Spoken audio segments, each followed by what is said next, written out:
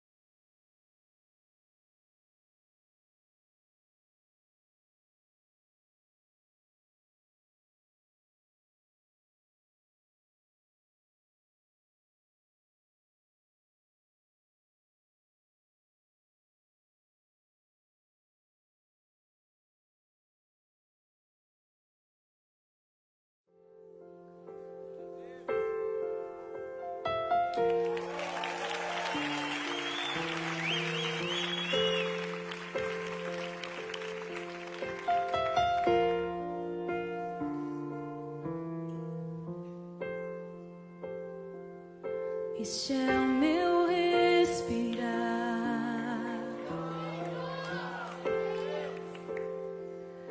este é o meu respirar. Teu Santo Espírito vivendo em mim.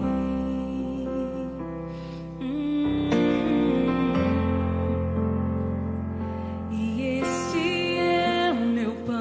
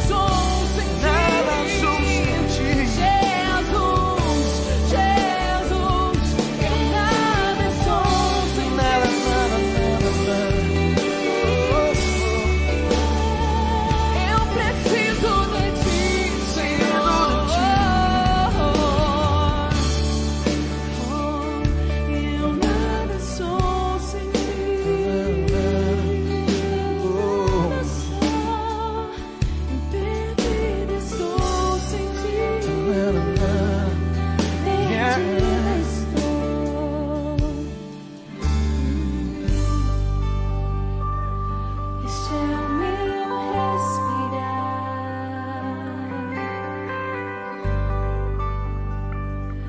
Este é o meu respirar.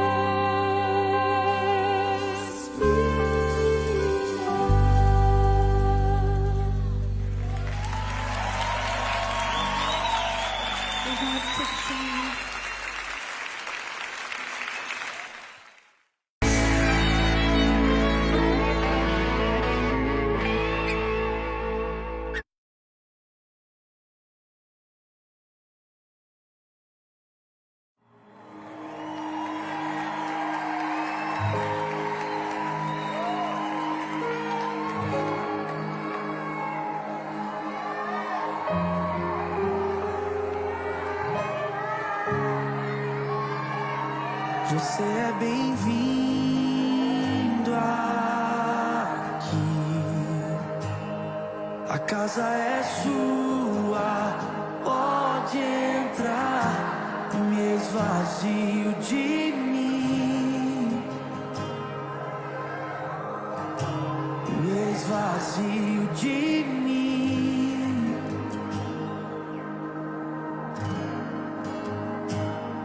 Sopra o teu vento aqui, toma o teu trono, vem reinar. Nós queremos te ouvir, oh, nós queremos te ouvir.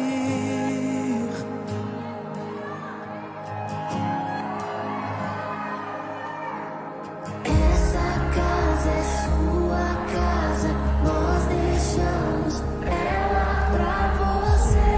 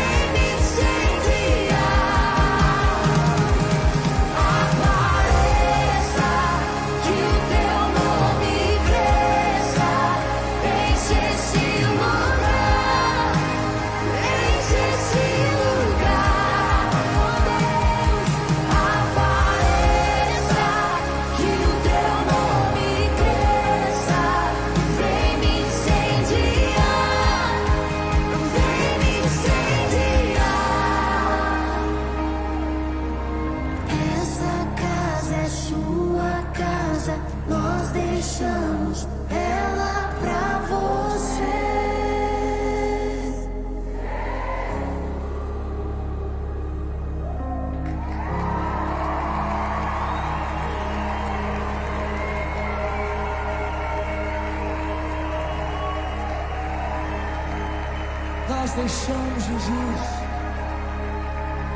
Nós deixamos Jesus. Nós deixamos ela pra você, Jesus.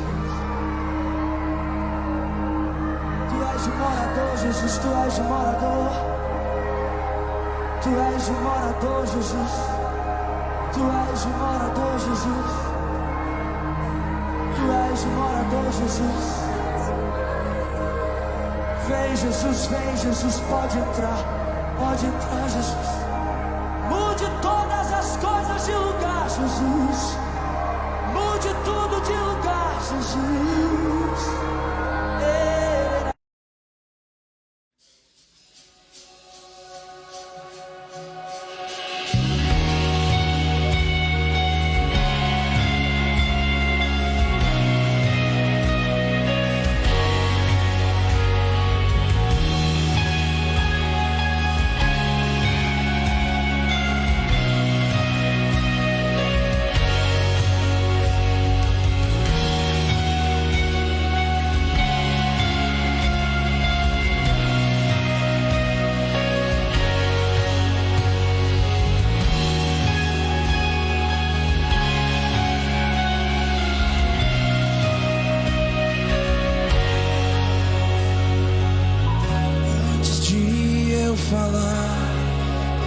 Cantava sobre mim.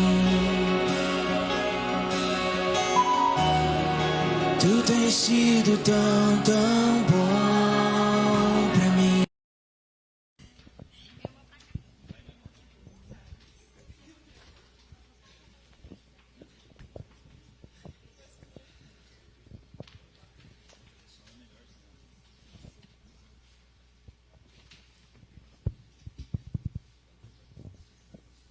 Bom dia, meus irmãos. Graça e paz, amém? Amém. Vamos nos colocar em pé. Louvar a Deus, agradecer por mais um domingo tão bonito, né? Um dia tão lindo que Deus nos deu, com saúde, com graça.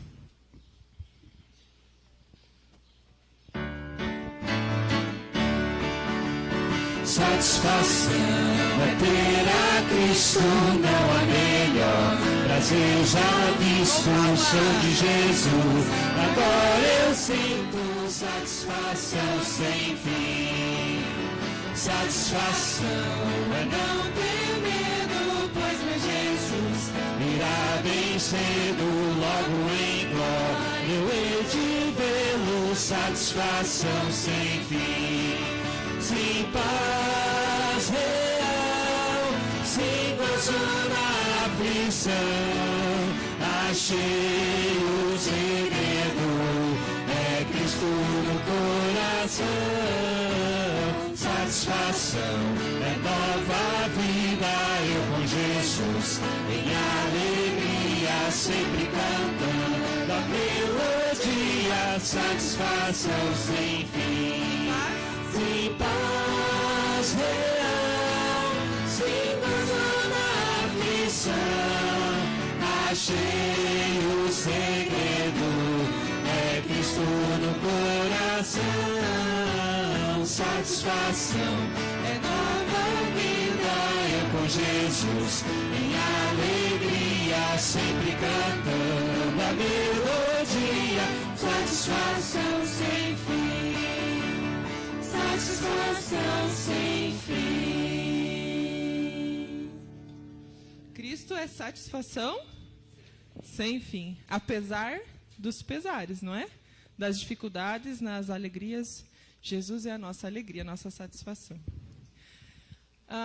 Essa música diz que a graça do reino de Deus é para mim e para você, e a minha vida foi gerada em Deus para abençoar a tua. Né? Jesus nos edificará, nossas vidas frutificarão. Eu sou um vaso para amar você e te abençoar. Hoje, então, que essa mudança de bancos está diferentinha, só o que está do teu ladinho você pode fazer assim, né? Dá um soquinho. Enquanto a gente canta, você pode se cumprimentar de longe, tá bom? Dá um tchau, Deus abençoe, enquanto a gente canta.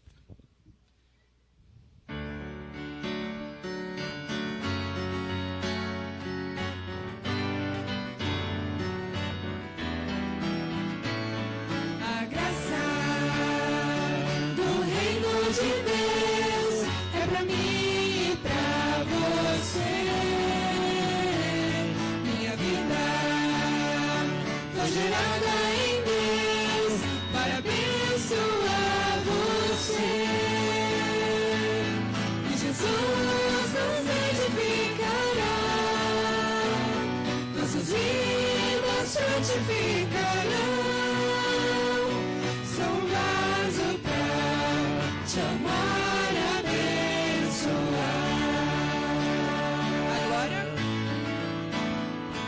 A glória do reino de Deus é pra mim e pra você. Minha vida foi gerada em Deus para abençoar você. E Jesus nos edificará, nossas vidas frutificarão. Sou um vaso pra te amar e abençoar. O amor do reino de Deus é pra mim e pra você. Minha vida foi gerada em Deus para abençoar você. Essa igreja e Jesus nos edificará, nossas vidas frutificarão. Sou um vaso pra te amar e abençoar.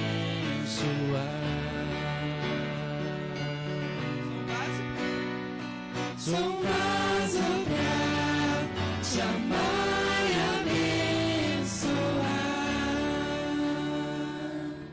Vamos orar. Obrigado, Senhor, por esse dia, pela comunhão que temos com os nossos irmãos, pela família da fé que o Senhor nos transformou. Obrigado porque na tua casa podemos estar e receber a palavra do Senhor. Queremos entregar a nossa vida, o nosso coração aos pés do Senhor, pedindo que o Senhor nos transforme e trabalhe em nós. Nos dá, Senhor, um coração que é disposto a obedecer, um coração que se agrada também dos caminhos do Senhor, quebrantado e humilhado na presença do Senhor. Em nome de Jesus. Amém. Essa música diz: dá-me, ó Deus, um coração cheio de amor e de adoração a Ti.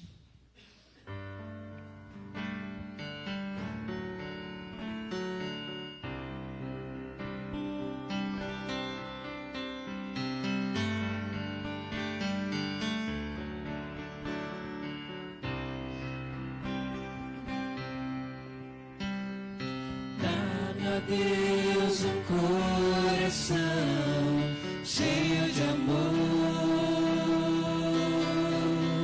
cheio de adoração a Ti, Senhor.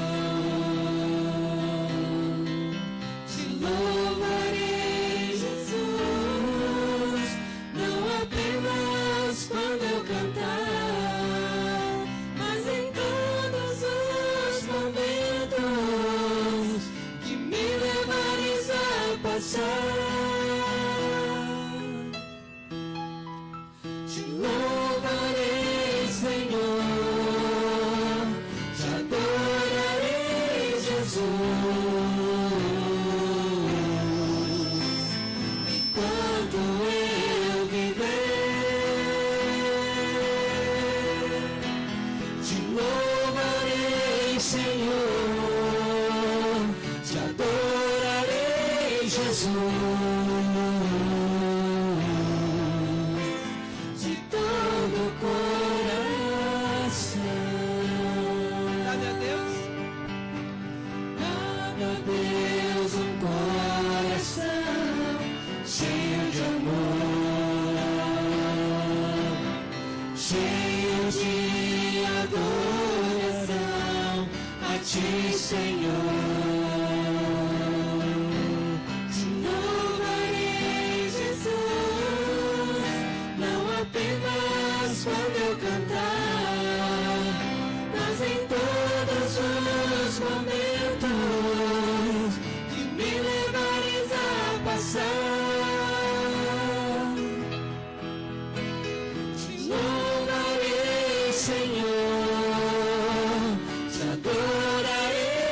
Jesus. Enquanto eu viver, te louvarei, Senhor, te adorarei, Jesus, de todo o coração. Amém. Elisa, pode orar para nós? Pai, muito obrigada porque o Senhor nos deu a graça de estarmos aqui hoje, Deus. Muito obrigada porque nós podemos ter o perdão dos nossos pecados através de Cristo Jesus. Muito obrigada por essa igreja, por essas portas abertas e por cada um que você chegou aqui, Deus. Aqueles também que estão assistindo em casa, Deus. Muito obrigada porque nós somos um só corpo em Ti, Pai. Nós te louvamos e te engrandecemos por quem Tu és, Deus, e pela Tua obra que o Senhor faz nas nossas vidas. Nesse momento onde vamos ouvir a Tua palavra, Deus, o Senhor pode estar falando ao nosso coração, a gente aprenda mais de Ti, Deus, e saia daqui mais transformados e cheios de Ti, Pai. Que o Senhor dirija todo esse momento e tudo seja feito para a honra e glória do Teu nome, Pai. Em nome de Jesus, amém. Amém. Amém. Pode sentar. Vamos dividir as classes.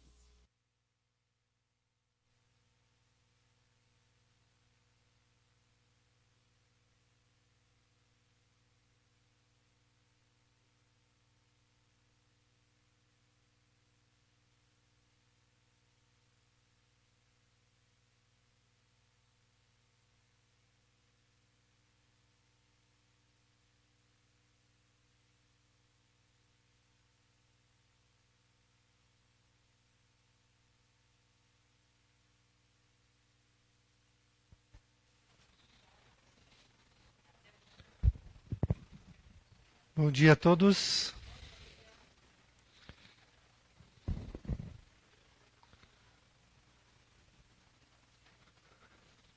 Nós vamos dar sequência, então, ao nosso estudo de domingo de manhã, da Escola Bíblica Dominical, falando sobre o livro do Apocalipse, e hoje também falando sobre a segunda carta.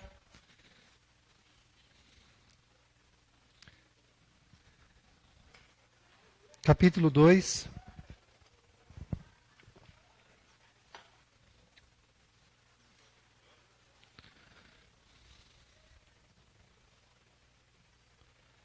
Capítulo 2 de Apocalipse, verso de número 8 até o verso de número 11.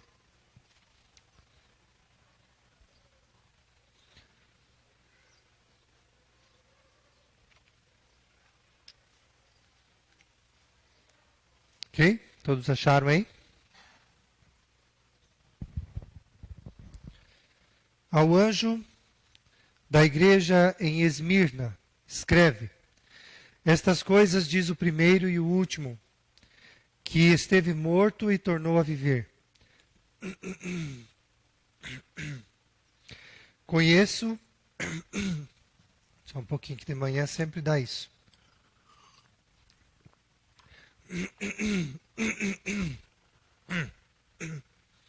Conheço a tua tribulação, a tua pobreza, mas tu és rico, e a blasfêmia dos que a si mesmos se declaram judeus e não são, sendo antes sinagoga de Satanás.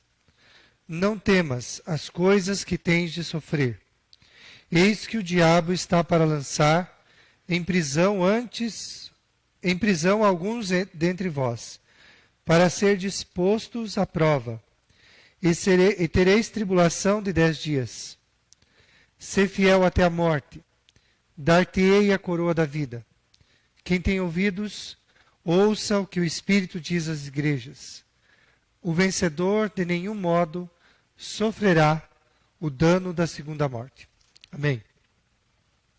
Bom, nessa série de mensagens sobre o livro do Apocalipse, na semana passada nós começamos a falar sobre esta igreja de Éfeso. Nós temos entendido que essas cartas que são endereçadas às 7 igrejas e aos anjos dessas igrejas, os anjos seriam os pastores dessas igrejas. E para que elas possam ser admoestadas, corrigidas, elogiadas, e nós vamos vendo isso na medida que a gente vai estudando elas. A carta à igreja de Éfeso foi praticamente um grande elogio quanto à questão da doutrina. Eles eram muito firmes na doutrina dos apóstolos, mas eles estavam fracos no amor. O amor entre eles havia esfriado. E também não é uma boa coisa quando uma igreja é firme na doutrina, mas fraca no amor. Talvez alguns possam ser muito fortes no amor e fracos na doutrina. Também não é bom. Uma coisa deve andar junto com a outra. O amor com o conhecimento das Escrituras. Então, quando nós estudamos a carta à igreja de Éfeso, nós vimos praticamente isso. Fortes na doutrina, carentes no amor.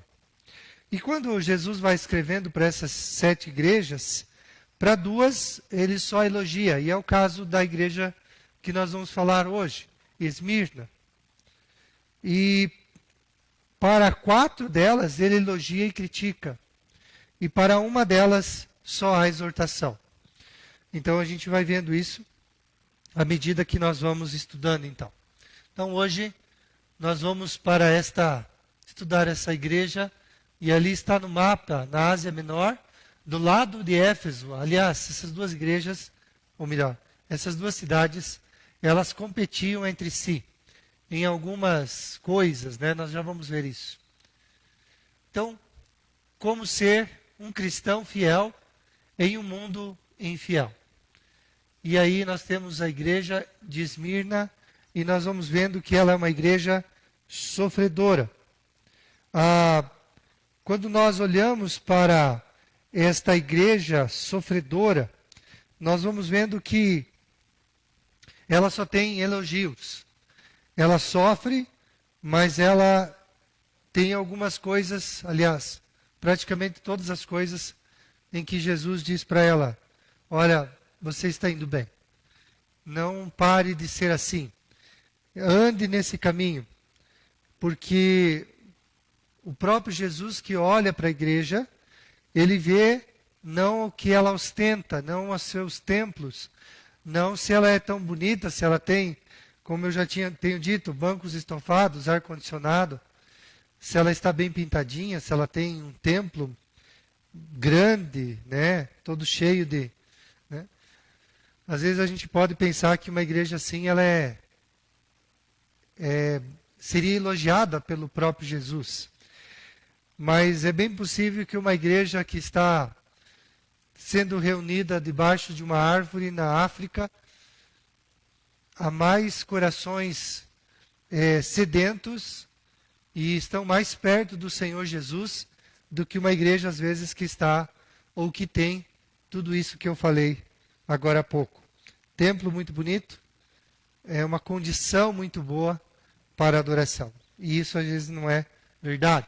Então, ela é uma igreja sofredora, mas ela é uma igreja fiel. Por que ela é sofredora? Porque ela é perseguida, porque ela é pobre, porque ela é caluniada, porque vários irmãos daquela igreja, a gente vai ver daqui a pouco, que não centenas, mas milhares de irmãos em Esmirna pagaram com a vida.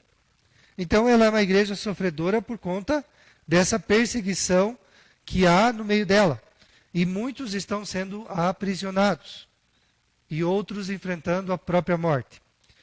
Ela é fiel porque ela só elogia, ou melhor, ela só recebe elogios de Jesus. E a gente já vai ver um pouquinho sobre esses elogios que ela recebe. Esmirna tem alguns contrastes e também semelhanças da igreja e com a sua cidade. E a gente vai ver bastante isso. À medida que a gente vai estudando as cartas, a cidade, alguns aspectos da cidade têm semelhanças, ou às vezes têm contrastes com a igreja. E quando Jesus manda essa carta, as pessoas que recebem essa carta, eles entendem o que Jesus está dizendo por conta dessas semelhanças que Jesus fala.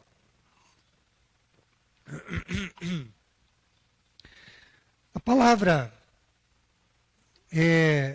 sobre a cidade, antes um pouquinho de falar sobre essa igreja pobre, uma cidade rica, é que esta palavra Esmirna, ela quer dizer amarga, ou vem de mirra, né? Mas veja, eles estão vivendo um tempo de amargura. Eles estão vivendo um tempo de perseguição. E isso tem muito a ver com a própria, ou com o próprio nome da cidade. Veja, a primeira coisa que a gente vê ali é uma igreja pobre em uma cidade rica. A cidade de Esmirna é uma cidade muito rica. Como Éfeso também, mas ainda mais bela. Ela foi chamada de ornamento e coroa da Ásia Menor, como cidade. Ela era comercial, um importante porto também, e lá tinha o Monte Pagos, e nesse monte havia alguns templos. Por exemplo, a Cibele, a Zeus, a Apolo, a Afrodite e também a Euculápio. Esses deuses eram referenciados neste Monte Pagos. Então havia templos, vários templos e muitos adoradores naquela cidade. Hoje, das 7 igrejas que estão nessas 7 cidades, é a única cidade que ainda existe. Esmir é o nome dela. Uma igreja que enfrenta a morte em uma cidade que havia morrido e ressuscitado. Veja, quando Jesus ele diz assim para a igreja, aquele que escreve é aquele que esteve morto e tornou a viver. Há uma semelhança entre o próprio Jesus, que escreve a carta, para a cidade que ele escreve a carta. O que aconteceu com essa cidade? Ela é uma cidade que já era milenar nos tempos de Jesus. Ela já tinha mais de 1000 anos nos tempos de Jesus. Então hoje, podemos dizer que ela tem uns 3000 anos para mais. No ano 600, antes de Cristo ainda, ela foi destruída pelos lídios e foi reconstruída no ano 200 pelo imperador Lisímaco e se tornou uma bela cidade. Então ela também esteve morta e reviveu. E é por isso que Jesus então fala a respeito disso. Eu escrevo uma carta para uma igreja que estava morta, mas que foi ressuscitada. Da mesma forma que o autor que escreve a carta diz, eu também estive morto e ressuscitei. Mas é uma igreja fiel a Cristo numa cidade que é a mais fiel ao Império Romano daquela época. Esmirna sabia bem o que era fidelidade. A cidade mais fiel e mais antiga aliada de Roma, no Oriente. Em 195 a.C., eles edificaram na cidade o primeiro templo à deusa Roma. Em 23 depois de Cristo, houve uma competição para quem fosse fazer o primeiro templo ao imperador. E nesse caso foi Tibério. Quem ganhou foi a disputa entre Éfeso e Esmirna, foi Esmirna. E eles então construíram um templo ao imperador Tibério, dizendo, não apenas Roma é um deus ou uma deusa, Tibério ou o imperador também é um deus. E todos devem adorar a deusa Roma e o deus que era o imperador. Então, para essa igreja, Jesus diz, ser fiel até a morte. E a igreja era fiel a Jesus. E a própria cidade era fiel a Roma e ao imperador. Então ela era mais fiel que havia. É uma igreja vitoriosa na cidade, onde havia um dos jogos atléticos mais conhecidos daquela época. E lá eles davam aquela coroa de louros para quem vencia. E o que Jesus diz para eles? Ao vencedor darei uma coroa, mas não de louros, uma coroa da vida. Então, todas essas semelhanças e contrastes, elas acontecem nessa cidade. E aí Jesus vai contando isso às pessoas que eram de lá, ou às pessoas que viviam perto dessa cidade, eles entendiam o que Jesus estava falando, e hoje nós podemos também ver essas semelhanças. Como que nós podemos ser crentes, fiéis, como diz lá em cima, em um mundo que é infiel? Imitando essa igreja. Não foi à toa que ela foi colocada. Não é à toa que existem todas essas referências de como eu e você podemos ser. Já que vivemos num tempo em que o mundo mostra toda a sua infidelidade, aonde há perseguição, aonde quando se fala sobre cristianismo e sobre ser fiel a Deus, as pessoas riem. Mas quando você é fiel, o elogio não vem dos homens, o elogio vem de Deus. Então, eu queria dizer para você, seja fiel. Mesmo no mundo que é infiel, não entre no jeito desse mundo, do jeito que ele faz as coisas, nos esquemas, nos acertinhos, né? Nos jeitinhos brasileiros. Né? A palavra de Deus diz que você tem que ser fiel, não ao mundo, mas tem que ser fiel a Jesus e a Deus. Então, nós precisamos ser crentes fiéis a Deus. Mesmo no mundo de descrentes. Mesmo no mundo onde a fidelidade ela é zombada. Né? Quando a gente fala de casamento, as pessoas riam, né? Diz, se você puder, pule a cerca. Se você puder, né? Quando os homens se reúnem, eu sei que não são todos, mas aqueles que estão no mundo, eles querem contar vantagem, eles então dizem, olha, saí com a fulana ontem, mas e a tua esposa? Ah, ela não soube. Cara, eu queria ser como você é, né? Isso é vantagem no mundo. Se você consegue trair a sua esposa ou trair seu marido sem ele saber e continuar com o seu casamento. Né? E nós vemos, quando estudamos a palavra de Deus, a gente vê que fidelidade ela é em todas as áreas da vida. Ela é no casamento, ela é nas amizades, ela é na família, ela é com a igreja, ela é com Cristo, ela é com os nossos votos. A fidelidade é ensinada. A fidelidade não é zombada. No mundo, a fidelidade é zombada. Ser fiel? Para quê? Você tem que ser fiel enquanto isso é bom para você. Mas quando não for, largue mão disso. Então o mundo ele é bem contra aquilo que a palavra de Deus ensina. E eu e vocês somos chamados para ser fiéis. Como a igreja de Esmirna foi nos tempos aonde foi enviada essa carta. Bom, já falo sobre o primeiro ponto. E o primeiro ponto fala o seguinte: não se apaixone por esse mundo. Como é que você pode ser fiel sem ser fiel a Deus, sem ser infiel ao mundo? Aliás, você tem que ser infiel ao mundo. Ele não pode ter a tua fidelidade, porque o mundo jaz no maligno. Não se apaixone por ele. Há muitas coisas que em nós nos chamam atenção com respeito ao desculpa, ao mundo. De fato, de manhã, garganta.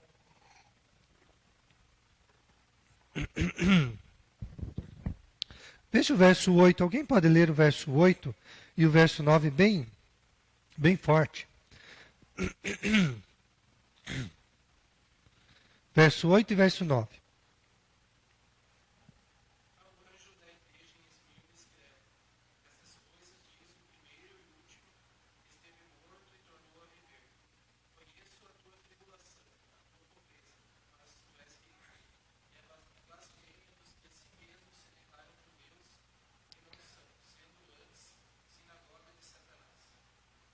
Então, o que a igreja estava enfrentando nesse tempo é um tempo de prova. É um tempo de perseguição, de tribulação. Eles estavam sofrendo por ser fiéis. E isso, de fato, já é uma certeza bem clara. Se você quer ser fiel a Deus, você vai sofrer perseguição. Como eu digo para você, já disse outras vezes, se você quer fazer o certo, sempre vai ter pessoas para te dizer, mas o que você vai perder com isso? Fazer o que é certo talvez te traga prejuízo. Né? Como nós vivemos num país onde fazer o certo, né? Eu vejo às vezes, essa semana passada, acho que foi, eu não lembro bem quando foi, alguém encontrou uma carteira aqui na cidade e parece que tinha R$2.000 dentro dela. E pessoa que perdeu, imagina. Né? Por mais que ela disse assim, olha, se vier meus documentos, que é o que se espera, né? Encontrar documentos, cartão, essas coisas. O dinheiro, a gente sabe que dificilmente vai aparecer. Mas que se vier isso, tá bom. A pessoa que devolveu a carteira com o dinheiro dentro. Nossa! Né? É louvável. Nos nossos dias isso é louvável. Mas isso deveria ser o quê? Normal. Eu lembro que uns amigos nossos lá de Curitiba fizeram uma viagem para a Europa. E eles, então, estavam com a máquina fotográfica deles, uma muito boa, né? Aquelas que custam 4, 5 mil, né? E eles, por algum motivo lá, eles deixaram em cima de um banco. E foram caminhando, né? Junto com a maletinha e tal. Ah, quando eles se deram conta, né? Já pensaram, não está mais lá, né? Voltaram lá. Adivinha que estava em cima do banco? A máquina. Ninguém pegou. Não é todo lugar, a gente sabe disso. Mas a gente vive num mundo onde fazer o que é certo parece que tem que aplaudir, porque olha, a maioria não faria isso. Se você encontrasse uma carteira com R$2.000 e estivesse precisando deles, né? Eu encontrei. Como é que é a história do ditado? Achado não é roubado, né? Da onde que isso? Só na cabeça daqueles que tem que colocar alguma coisa assim para dizer, eu achei, né? Vou devolver, olha, estou fazendo uma coisa boa. Eu estou devolvendo os documentos, eu estou devolvendo, mas o dinheiro que está aqui, esse aqui vai ficar para mim. Né? Eu lembro que lá em Medianeira também, alguém encontrou uma carteira na calçada, perto da igreja, e aí pegaram o dinheiro de dentro e jogaram no muro para dentro da igreja, bem na porta, assim, seria da igreja. E aí, eu encontrei, né, vi no endereço do cartão, onde é que estava, e levei. E aí a pessoa disse, puxa vida, que bom que você encontrou. Eu levei na casa, inclusive. Mas eu falei, olha, dinheiro mesmo não tinha nada dentro. Eu fiquei pensando, será que a pessoa não achou que fui eu que peguei? Né? Mas eu sei que não fui. Né? Mas até perguntei, havia dinheiro dentro da carteira? Sim, tinha. Eu falei, olha, quando eu encontrei não tinha nada. Mas a pessoa ficou assim feliz simplesmente por trazer a carteira. Então eles estavam passando por um tempo de tribulação, aqueles irmãos. Porque eles estavam fazendo o que é certo. E há perseguição quando você faz o que é certo. Você não entra nos esquemas. Não entra nos jeitinhos. E as pessoas não gostam disso. Está querendo se achar? Né? Então, quer ser fiel? Você tem que escolher a tua fidelidade. E ela precisa ser com Deus. E eles estavam passando por essa tribulação. A palavra tribulação aqui, ela se refere a aperto, a sufoco, a esmagamento. É como se fosse um rolo compressor. Eles estavam sendo atacados e mortos. Só para vocês terem uma ideia, eu falei agora há pouco sobre o Monte Pagos, daquela cidade, onde havia todos aqueles templos.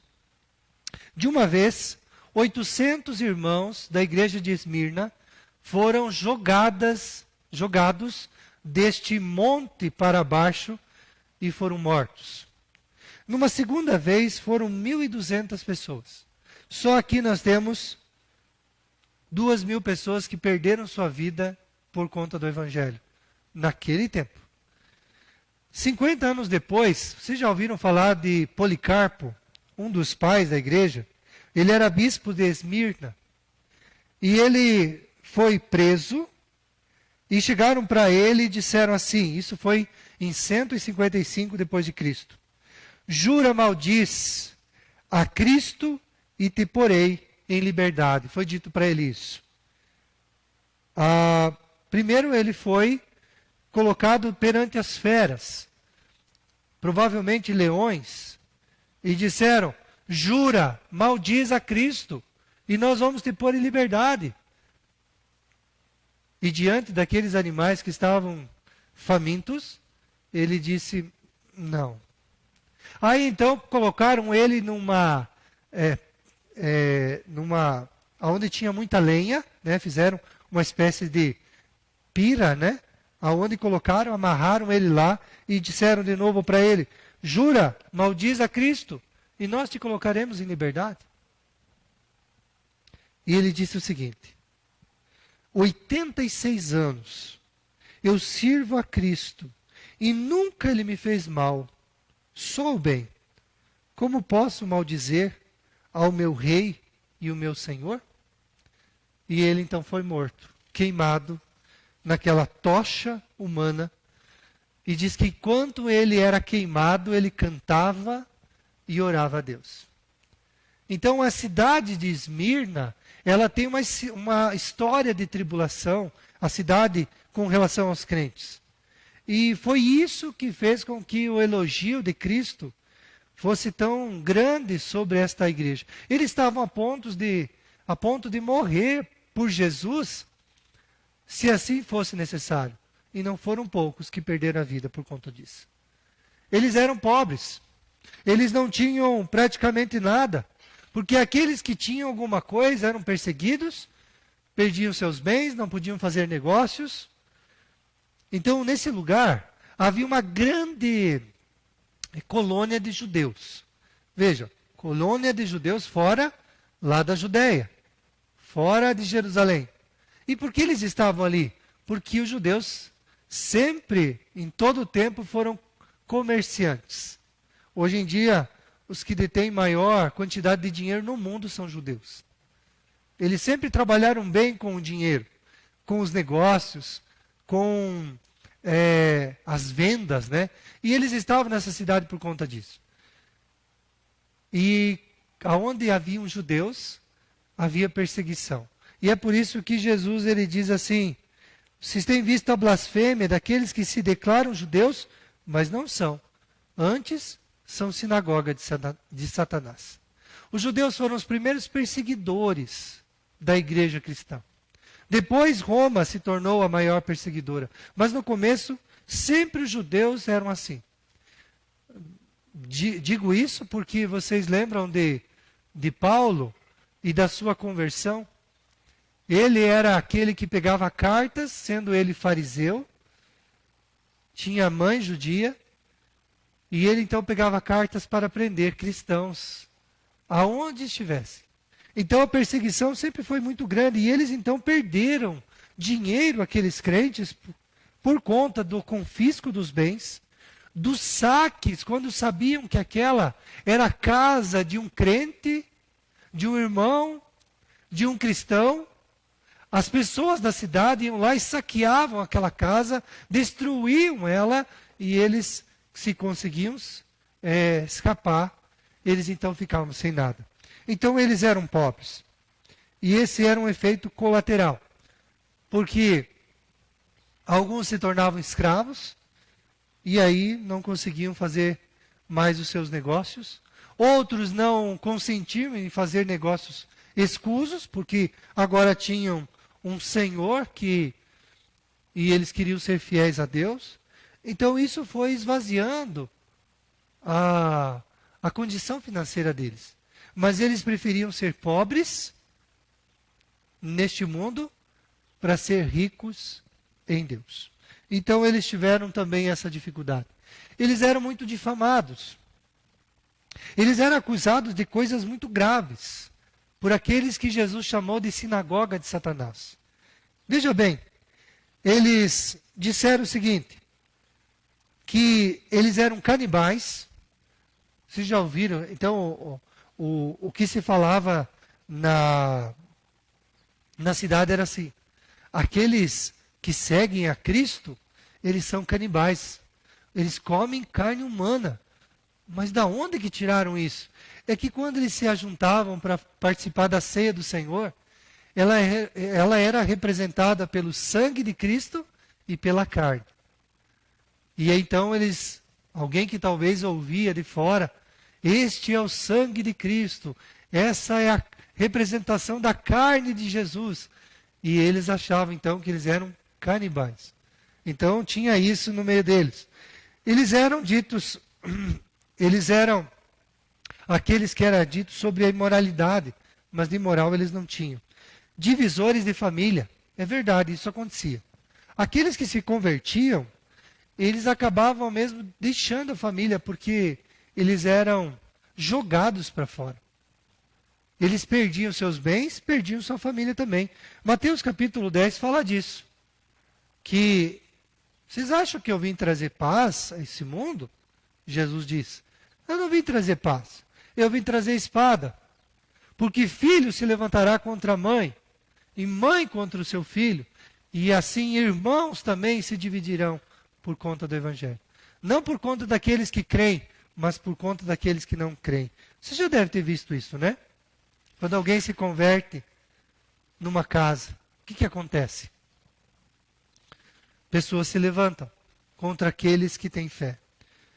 E eles eram tidos também como revolucionários, porque eles eram contra o imperador. Não eram contra o imperador, eles eram contra a prática da adoração ao imperador. Então tudo isso levou eles a uma difamação. Mas vocês sabem que uma coisa vai levando a outra. Tribulação, pobreza, difamação e prisão. E essa era a antessala da morte. As cadeias. Aqueles irmãos estavam sendo testados na fidelidade. Jesus diz para eles, não vai ser além das forças de vocês. Vai ser até que vocês possam aguentar. Sejam fiéis até a morte. Mas, como é que Deus enxerga esta igreja? Veja, a gente falou que eles eram pobres. Quem sabe você, né? Nós temos algumas igrejas que são no nosso presbitério, não tem templos como o nosso. Às vezes eles são mais humildes, pequenos, às vezes não tem pintura. E alguns pastores eles dizem assim, nossa, chegam pessoas que olha, vamos visitar aquela igreja, eles olham para a igreja e vê ela sem pintura, às vezes muito humilde, e dizem, nossa, acho que nessa igreja a gente não vai ficar não. Veja como as pessoas enxergam uma igreja. Você viria para essa igreja se ela fosse muito humilde? Continuasse com aqueles bancos de madeira que a gente tinha, que eram, né, ainda que esses bancos que a gente tinha eram bem bons, né, mas tem bancos por aí de madeira que não são nada anatômicos.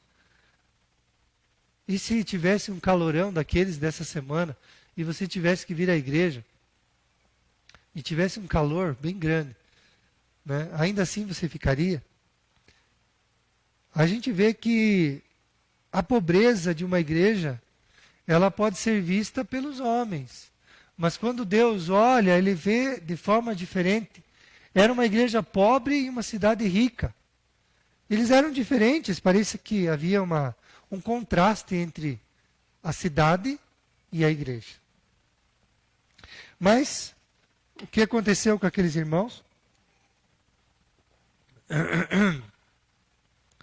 Além de ser uma igreja pobre, numa cidade rica, e eles eram exprimidos por conta disso, eles eram sofridos, mas Jesus diz para eles, olha, vocês são ricos.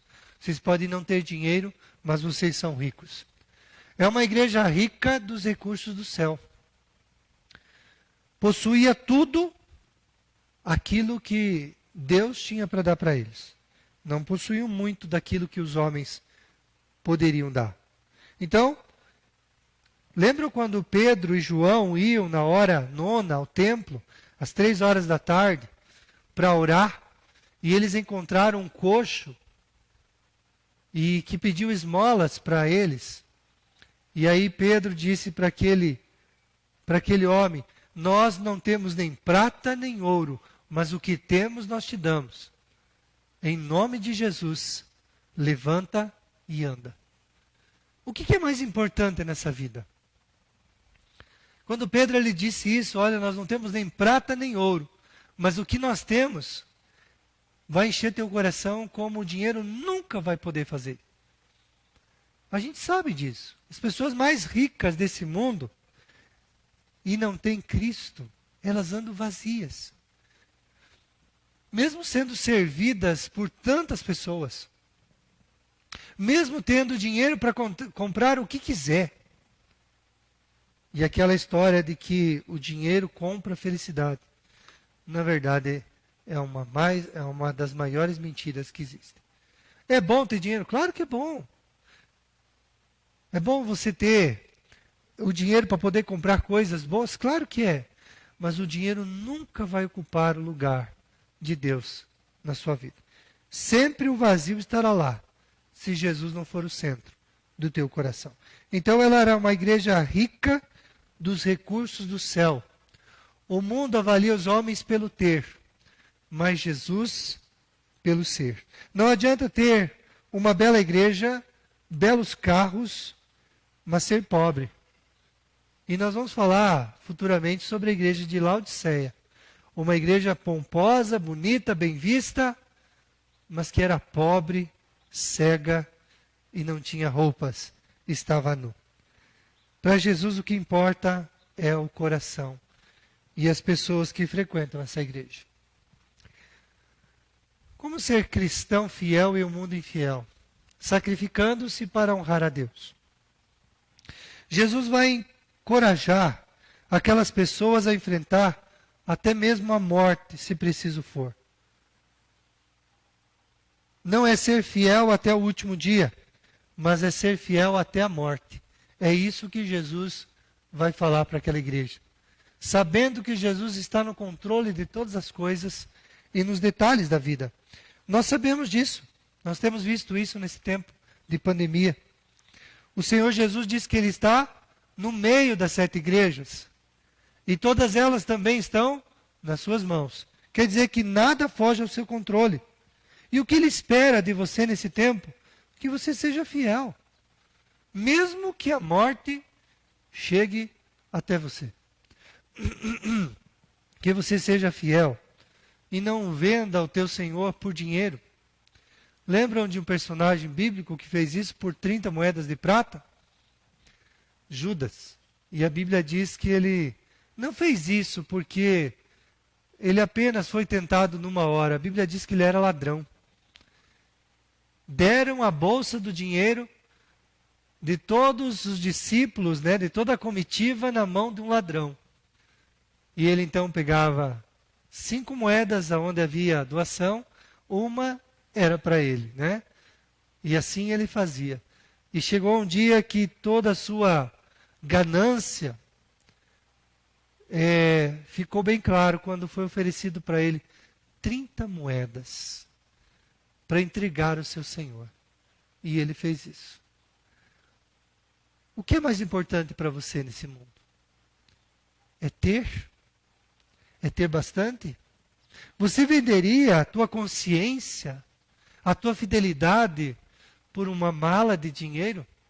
Qual é o seu preço? Alguém poderia dizer. Alguém diz assim, todos têm um preço. Talvez você já ouviu falar assim, Todos têm um preço. A questão é o número de zeros na frente de um outro número que não pode ser zero, Tem que ser maior do que isso. Se alguém chegasse com R$1 milhão para você, você faria alguma coisa escusa? Aí você pergunta, eu não. Mas nós também sabemos que muitos dos nossos que dizem da bancada evangélica lá no Congresso, muitos deles foram para lá, dizendo para si mesmos, eu vou ser fiel. Eu não vou me deixar corromper. Mas quando começaram a chegar as malas de dinheiro, eu tenho certeza de que alguns deles pensaram melhor. Alguns até fizeram assim, pegaram dinheiro e uma parte desse dinheiro eu vou doar para uma igreja. Né? É como se fosse uma lavagem de dinheiro santa. Né? Eu dou uma parte de dinheiro daquilo que eu ganhei de forma escusa, mas eu dou para uma igreja. E aí está tudo bem. Lavei minha consciência. Eu fiz a coisa certa.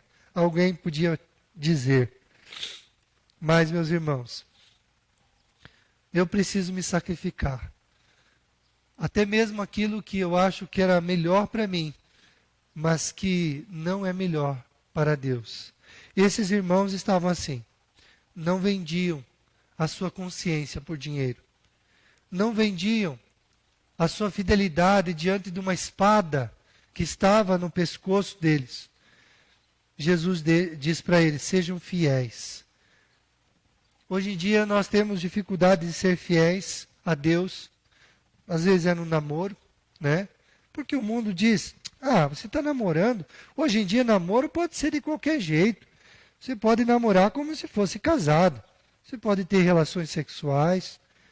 Você pode fazer o que você quiser, né? Pais estão aceitando seus filhos em casa assim. Não, agora é desse jeito mesmo. Desde que façam isso dentro de casa, e está tudo bem. Então, nós temos vivido um tempo em que a fidelidade com respeito ao namoro, ou até mesmo as saídas dos nossos filhos, não tem problema, desde que se cuide, né? Talvez alguém pode até chegar e dizer, olha, pai falar para o filho, você está saindo com a fulana, né? Eu imagino que você está tendo relações sexuais com ela. Olha, o pai tem uma coisa para falar para você. Do outro lado já vem, vem uma bronca. Toma aqui essas camisinhas e se cuide, hein? Faça do jeito certo, tá bom? Puxa, eu imaginei que viria outra coisa. Né? Alguém pode pensar assim. Então, fidelidade é em todas as áreas da vida. Fidelidade é lá no emprego. Você foi contratado para ser um bom empregado. E às vezes a gente dá aquele migué, né? Começa a se desviar do serviço. Não faz o que deveria fazer. E às vezes é por causa dos outros. Porque os outros dizem assim, você vai trabalhar desse jeito? Sem parar, sem descansar, que nem a gente descansa, você vai prejudicar a gente desse jeito. Pode parar de trabalhar desse jeito. Né? Então, fidelidade ela não é só num casamento, mas pode ser em qualquer lugar. Você pode ser fiel na sua vida, em todas as áreas. Então, a fidelidade de Deus, ela é primeiro em Jesus, e quando você é fiel a Ele, tudo vai ser norteado por isso. Sabendo que Jesus está no controle de todos os detalhes da tua vida. Mas eu vou perder meu emprego se eu for fiel a Deus? Mas aquele que deixou de agradar o mundo e as riquezas, e pode contar com Jesus, você acha que Jesus não pode abrir uma porta bem melhor do que aquela que você tinha antes, e que você seria infiel? Pense bem nisso. Mas, para a gente, chegando já ao final aqui, né? Tá faltando aqui um... está faltando aí, falar sobre isso aqui. Sabendo que Jesus está no controle de todos os detalhes da nossa vida. Bom, eles estavam sofrendo tribulação, luta, calúnias, e Jesus permite o sofrimento também na nossa vida. Vocês sabem que o sofrimento vai vir mais cedo ou mais tarde. E nem por isso não é Jesus que está amando você. Às vezes a gente pensa que, porque as provas elas vêm, é para que eu seja destruído. De forma nenhuma. O nosso Senhor Jesus, Ele deixa que o sofrimento venha, que as dificuldades da vida venham, para que esse fogo que consome, né, consuma aquilo que não presta no nosso coração. Toda a palha. Para que a gente seja mais puro e fiel. Mas, como aqueles irmãos estavam passando por dificuldade, veja bem ali no verso de número 10. Não temas as coisas que tens de sofrer. Eis que o diabo está para lançar em prisão a alguns dentre vós, para serdes postos à prova, e tereis tribulação de 10 dias. Eles iam passar por um momento bem grave de tribulação, o auge da tribulação, aonde alguns deles iriam para a prisão. E quem estava causando esse sofrimento? O diabo. Eu já falei aqui, meus irmãos, para vocês que existem canais de sofrimento. Os canais de sofrimento, eles podem ser os mais variados. Às vezes a gente sofre e até diz, Deus, o Senhor é culpado por conta disso, quando a gente toma alguma decisão equivocada da vida. Por exemplo, casei com uma pessoa porque achei ela bonita ou ele bonito, porque tinha muitos bens, porque achei que ia me dar bem, mas à medida que o casamento foi se desenrolando, os anos foram passando, essa pessoa só demonstrou aquilo que já fazia, talvez não tanto assim, no tempo do namoro. A gente sabe quem é uma pessoa, mesmo no tempo do namoro, e como é que vai ser no casamento. Né? Então, a gente toma uma decisão errada dizendo, não, mas ele vai mudar. Ela vai mudar. Não vai ser desse jeito que é. Quando a gente vê casais de namorado que mais brigam do que ficam de bem, você acha que esse casamento vai dar certo? Dificilmente. Se no namoro está assim, o casamento vai ter algumas dificuldades. Se no namoro que ficam menos tempo juntos já estão brigando, imagine quando ficarem muito mais tempo juntos. Então, meus irmãos, essa questão de que nós precisamos estar juntos e o sofrimento ele vem, né, por conta das nossas decisões equivocadas. Casou de forma errada, né? Fez no namoro o que não devia fazer. Problemas surgirão no casamento. E para isso precisam ser tomadas decisões, perdão e outras coisas. Mas esse é um canal de sofrimento. Decisões erradas. Às vezes não é por conta, fiz um negócio errado. Os negócios da minha vida foram todas assim sem pensar. Isso vai trazer problemas financeiros futuros. E aí você não pode dizer assim, olha, é Deus o culpado da minha situação financeira. Às vezes eu gasto mais do que eu ganho. E aí chega para os irmãos e diz, irmãos, estou passando por uma tribulação. Vocês não falam, financeira. Nossa, meu irmão, o que está acontecendo? Pois é, eu gastei mais do que eu ganho. Mas olha que tribulação. Essa é uma tribulação que você conquistou. É você que trouxe para você mesmo. São decisões equivocadas. Então há muitos canais de sofrimento na nossa vida. Esses irmãos da igreja de Esmirna estavam passando pelo sofrimento não por tomar decisões erradas, mas por tomar decisões certas. Por amar mais a Deus do que esse mundo. Por fazer o que é certo, mesmo no mundo que diz que você não deve fazer desse jeito. E a cada dia que passa, meus irmãos, muda mais o conceito desse mundo. Eles querem dizer como você deve educar seus filhos. De forma nenhuma você pode usar a vara. De forma nenhuma você vai criar o quê? Uma pessoa com problemas. Né? Os mais velhos aqui sabem o quanto a gente apanhou e não foi de vara. Alguns poderiam contar como apanharam na sua vida porque fizeram algo de errado. Ai, se a professora falasse alguma coisa da gente. Hoje, né, professoras? Se vocês falassem Manda um bilhete lá para o aluno. Já vem a mãe e o pai quente lá. O que você está fazendo contra o meu filho, contra a minha filha? Quando a gente recebia isso, né? Era um problema quando tinha aquelas reuniões dos pais, né? Vocês lembram? Que o pai tinha aqui, a gente já sabia que quando voltava o pai ou a mãe para casa, o negócio ia...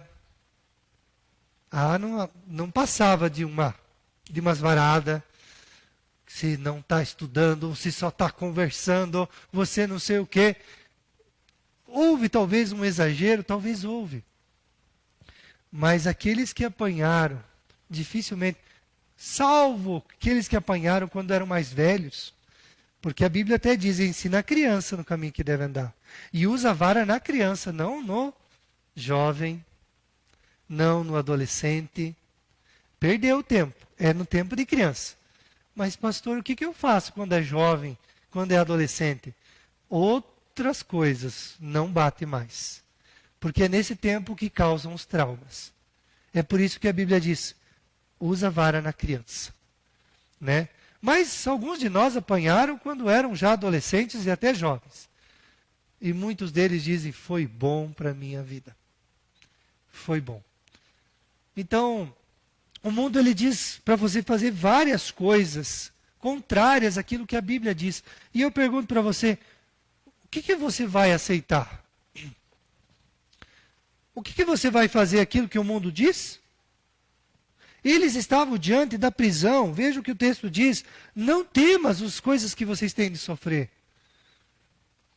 Então não diga que tribulação vem de Deus por conta de coisas erradas que a gente faz. Essas tribulações fomos nós que conquistamos. Quando a gente não cria os nossos filhos do jeito certo.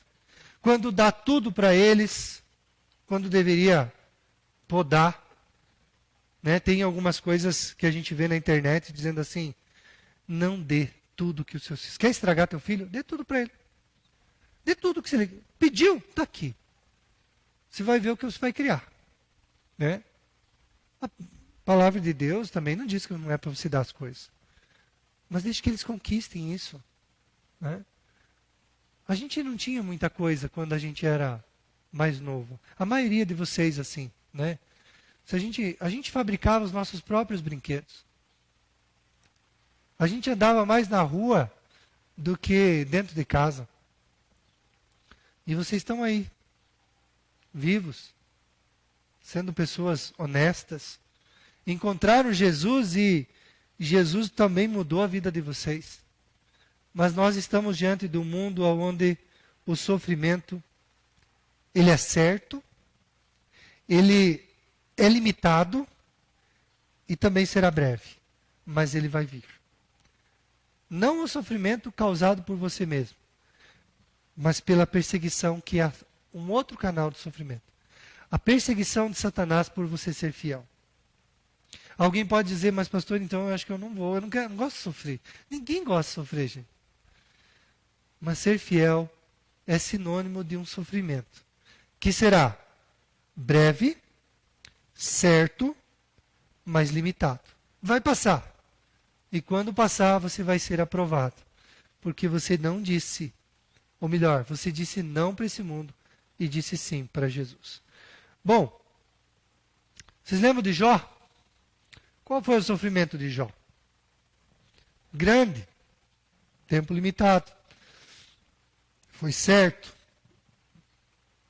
Mas o Senhor disse para Satanás, que foi o causador do sofrimento de Jó. Satanás, o sofrimento de Jó é até aqui e nada mais. Não toque na vida dele.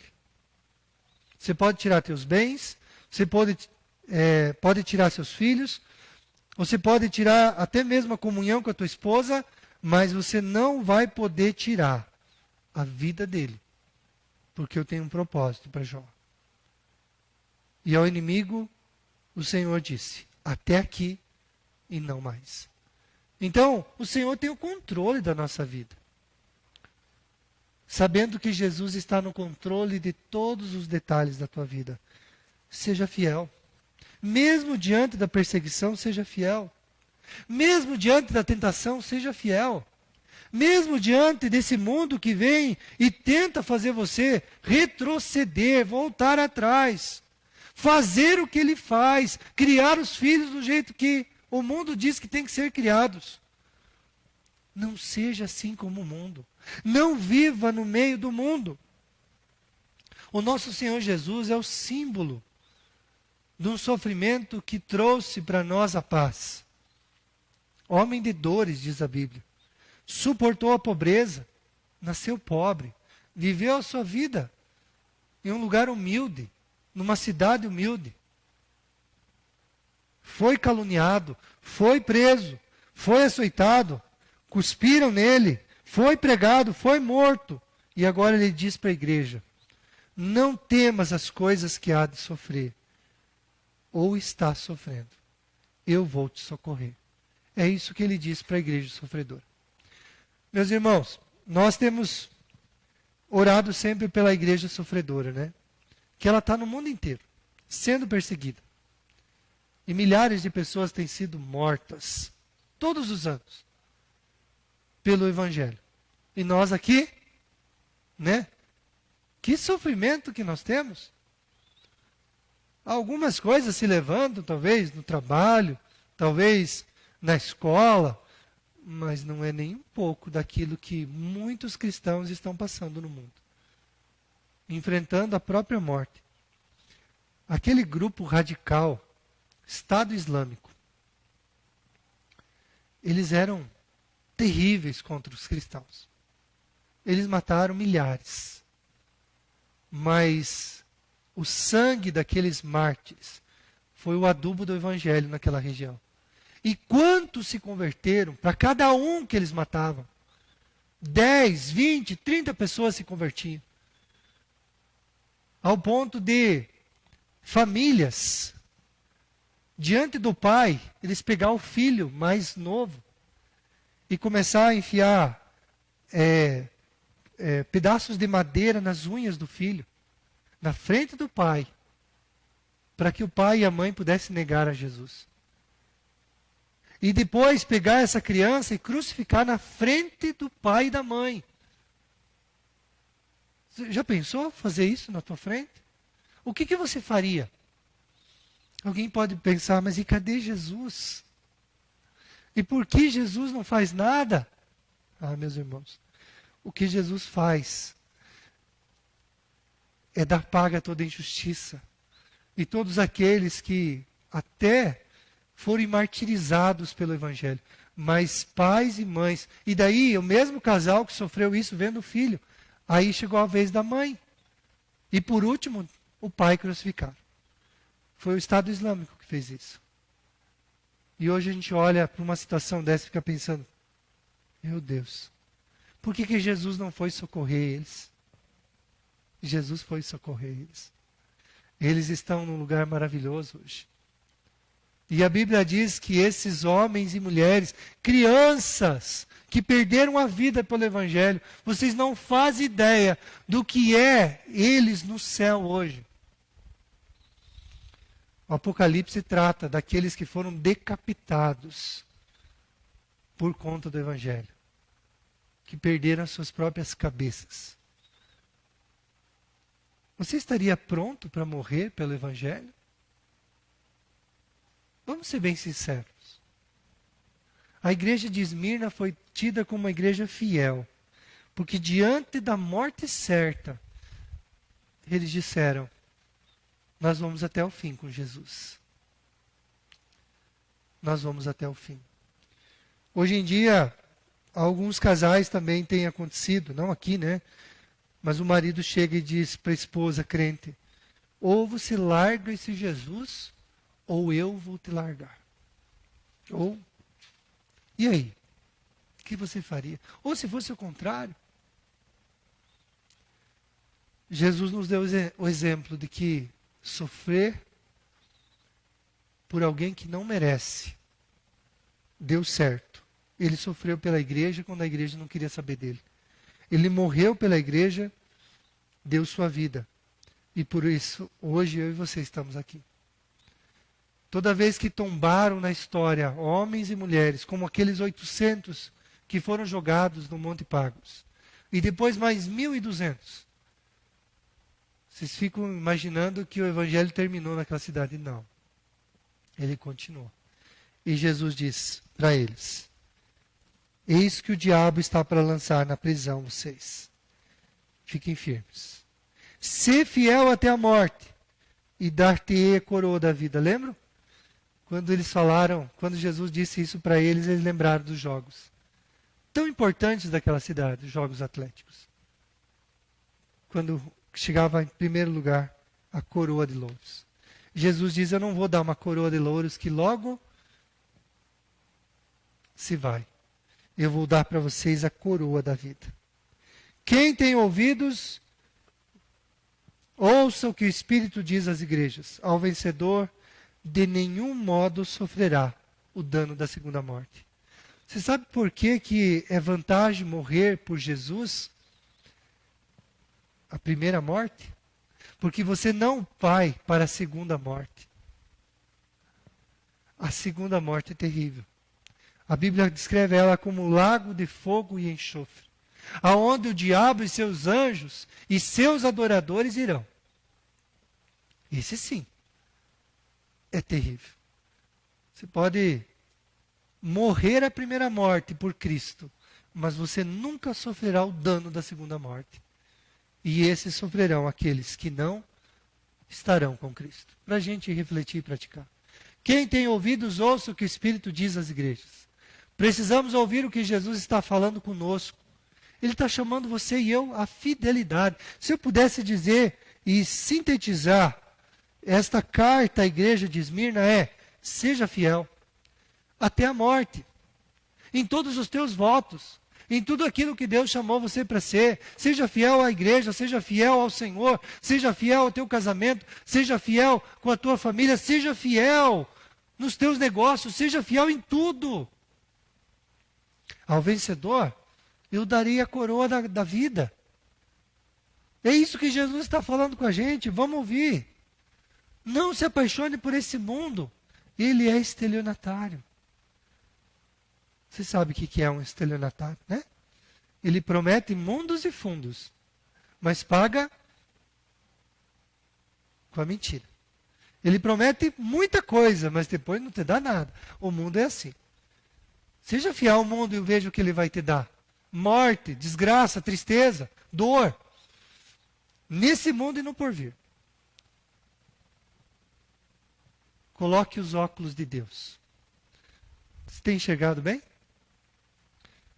Os óculos de Deus e do próprio Jesus uma igreja que se acha rica é pobre. Aquela que se acha pobre é rica. O Senhor Jesus não vê o exterior, ele vê o coração. E é isso que você e eu precisamos também ter.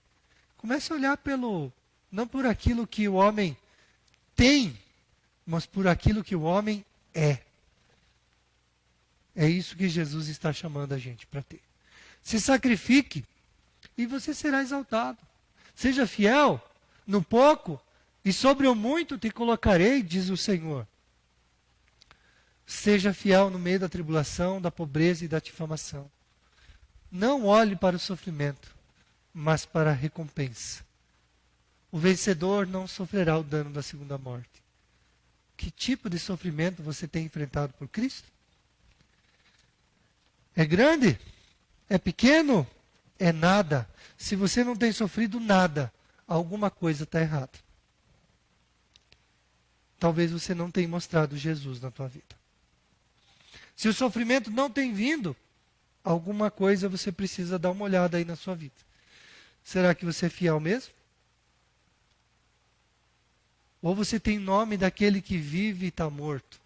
Jesus disse para aquela cidade que estava morta e reviveu: eu estava morto e ressuscitei. Você tem que estar morto para o teu próprio eu e vivo para Deus. É isso que essa palavra quer dizer. Amém? Alguém tem alguma pergunta?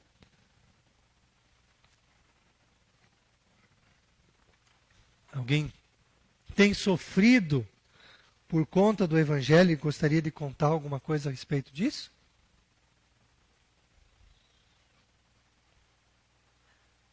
Não? Tudo bem. Mas vocês sabem. O texto diz, seja fiel. E Ele te colocará sobre o mundo. Não é o contrário. O Senhor espera que eu e você sejamos como a igreja de Esmirna. Uma igreja fiel, se preciso for, até a morte. Amém? Vamos orar? Eu quero agradecer, Pai, ao Senhor por esta manhã, pela Tua palavra. Quero agradecer ao Senhor porque o Senhor cuida de nós, nos ajuda, nos abençoa. E mesmo, Senhor, em face das dificuldades desse mundo, e que temos, ó Deus, porque fazer o que é certo muitas vezes traz problemas para nós. Mas, Pai, diante do Senhor vem o elogio. O Senhor elogiou a igreja de Esmirna por ela ser fiel, por ela, se preciso for, dar a vida, e deu. E eu espero nessa manhã que o Senhor também possa estar elogiando algumas pessoas aqui. O meu desejo fosse que todas fossem elogiadas pelo Senhor. Mas também o meu desejo, Pai, é que a gente possa pensar, aonde eu não tenho sido fiel? E o que eu preciso resolver para ter o elogio, e não apenas o elogio, mas a coroa da vida, que só Cristo pode dar. Abençoe Deus, porque tenhamos a visão de Jesus e não a nossa própria. Que possamos ver as pessoas por aquilo que elas são diante do Senhor, e não por aquilo que elas têm. E assim, ó Deus, temos uma vida melhor. Mesmo em face do sofrimento que virá com certeza, será breve e será limitado. E que diante desse sofrimento nós possamos permanecer fiéis. Abençoa as nossas vidas, é o que eu te peço, em nome de Jesus. Amém. Amém, meus irmãos. Deus abençoe e até a noite, hoje dia de ceia, tá bom? Grande abraço a todos vocês.